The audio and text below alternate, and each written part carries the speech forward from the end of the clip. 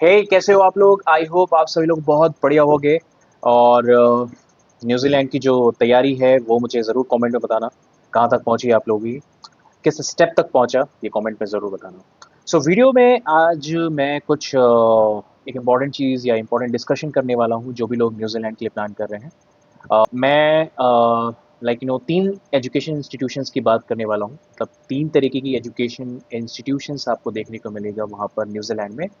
और ये वीडियो उन लोगों के लिए है जो न्यूजीलैंड के लिए प्लान करना शुरू कर रहे हैं बट अभी कंफ्यूज हैं कि कौन से इंस्टीट्यूशंस के लिए हमें जाना चाहिए, कौन से एजुकेशन प्रोवाइडर्स के लिए हमें जाना चाहिए। तीन तरीके के होते हैं। पहला होता है यूनिवर्सिटी, दूसरा होता है आपका आईटीपीज और तीसरे होते हैं आपके प्राइवेट कॉलेजेस।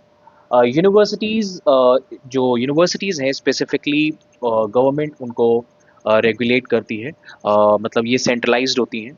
और आईटीपीज़ पहले सेंट्रलाइज थी, जिनको बोलते हैं institute of technology and polytechnics, यानी कि पॉलिटेक्निक इंस्टीट्यूट जो होते हैं उनको बोला जाता है। ये भी गवर्नमेंट फंडेड होते हैं बट पहले ये सेंट्रलाइज थे बट अब वो डिसेंट्रलाइज हो चुके हैं। मतलब जो जितने भी रीजनल इश्यूज हैं, जितने भी रीजनल रिक्वायरमेंट्स हैं उनको फुलफिल करती है ये आईटीपीज, राइट।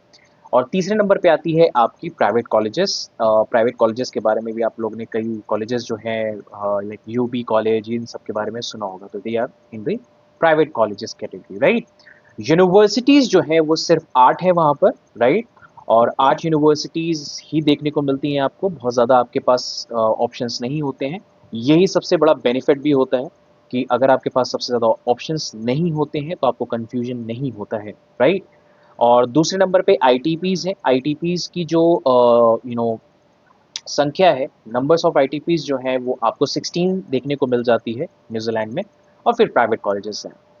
तो ऐसा नहीं है कि आपके लिए यूनिवर्सिटी ही बेस्ट है। मतलब अगर आप यूनिवर्सिटी नहीं जा पा रहे हैं तो आईटीपीज़ आप जाते हो तो वो आपके लिए नुकसान हो सकता है। नहीं, ऐसा कुछ नहीं है। आईटीपीज़ भी उतनी ही वैल्यू रखती हैं जितनी यूनिवर्सिटीज़ वैल्यू रखती हैं with in a location of New Zealand. बस फ़र्क ये हो जाता है यूनिवर्सिटी में पढ़ने का, जो आपका एक ग्लोबल एक्सपोजर है, जो इंटरनेशनल एक्सपोजर है वो थोड़ा बेटर हो जाता है। आप उसकी जो डिग्री लेकर आप किसी भी कंट्री में एक्सप्लोर कर सकते हैं। एंड स्पेशली अगर आप ऑस्ट्रेलिया के लिए मूव करना चाहते हैं तो that is better for you. और मैं आईटीपीज़ की बात करूँ तो आईटीपीज़ एक्चुअली में वो भी बहुत अच्छे इंस्टीट्यूशंस होते हैं बट मेनली जो उनका फोकस होता है वो वोकेशनल प्रोग्राम्स के ऊपर होता है। और वोकेशनल प्रोग्राम जिन लोगों को नहीं पता है, vocational program basically ready to job programs होते हैं। ये आपके शॉर्ट ड्यूरेशन प्रोग्राम्स होते हैं जो आपको मतलब जल्द से जल्द तैयार करते हैं जिससे आप जॉब कर सकें और अपनी स्किल्स की डेवलपमेंट करने के बाद। और इसमें थ्योरेटिकल नॉलेज थोड़ी सी कम होती है, प्रैक्टिकल नॉलेज थोड़ा ज़्यादा दी जाती है वोकेशनल प्रोग्राम्स में। और private colleges are the same. और यूनिवर्सिटी की बात करता हूँ, university will provide you the research oriented programs जहाँ पर आपको थ्योरेटिकल पार्ट भी मिलता है एंड साथ ही साथ और आपको प्रैक्टिकल नॉलेज भी मिलती है, इंटर्नशिप्स भी प्रोवाइड होती हैं, राइट। सो आपको टॉप यूनिवर्सिटीज़ की बात करूँ तो जैसे university of Auckland, AUT, Waikato, Otago, right, ये सारे आपको देखने को मिल जाते हैं। यही है आपका न्यूजीलैंड, जहाँ पर तीन तरीके के आपको एजुकेशन इंस्टीट्यूशंस यानी कि एजुकेशनल प्रोवाइडर्स आपको देखने को मिल जाते हैं। अगर आप प्लान कर रहे हो तो कोशिश करो यूनिवर्सिटी को टारगेट करो पहले नंबर पे। एंड अगर आपका बजट लो है, मैं आपको बता देता हूँ इन तीनों का फ़र्क क्या होता है, कैसे आप इनको आइडेंटिफाई कर सकते हो और अपने लिए चूज़ कर सकते हो। अगर आपका बजट ठीक ठाक है तो you can go for the universities, because universities का थोड़ा सा वीज़ा चांसेस बेटर होता है और आईटीपीज़ का भी बेटर होता है। बट आईटीपीज़ आर लाइक आईटीपीज़ जनरली उन लोगों के लिए है, फॉर दोज जिनका बजट कम है और जिनको शॉर्ट टर्म प्रोग्राम्स करने हैं। जो यूनिवर्सिटीज़ उनके लिए बहुत ज़्यादा एक्सपेंसिव हैं, तो then definitely you can opt for the आईटीपीज़।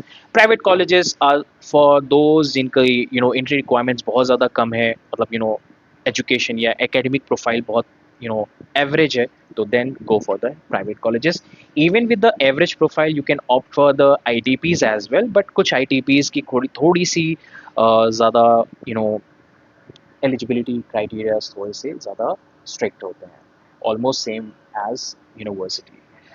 यही रही तीन जो मैं एजुकेशन प्रोवाइडर्स के बारे में बात करना चाहता था आपसे, ये 3 तरीके के होते हैं। और अगर आप प्लान कर रहे हो तो पहले नंबर पे पहली जो आपकी प्रायोरिटी होनी चाहिए वो आपकी यूनिवर्सिटी होनी चाहिए। एंड देन अगर आपका बजट कम है तो you can go for the ITPs. And अगर आपका बजट भी कम है और आपकी एजुकेशन या एकेडमिक प्रोफाइल भी एवरेज है तो then go for the private colleges. Private colleges को थोड़ा सा अवॉइड कर सकते हैं क्योंकि उनका जो वीज़ा एक्सेप्टेंस रेट है वो थोड़ा सा कम हो जाता है। बट ऐसा नहीं है कि नहीं मिलता है आपको वीज़ा, वीज़ा मिलता है, बट एक थोड़ा सा कह सकते हैं अगर आप स्ट्रॉन्ग प्रोफाइल जस्टिफाई करना चाहते हो तो यूनिवर्सिटी में आई टी पीज के लिए आप जा सकते हो।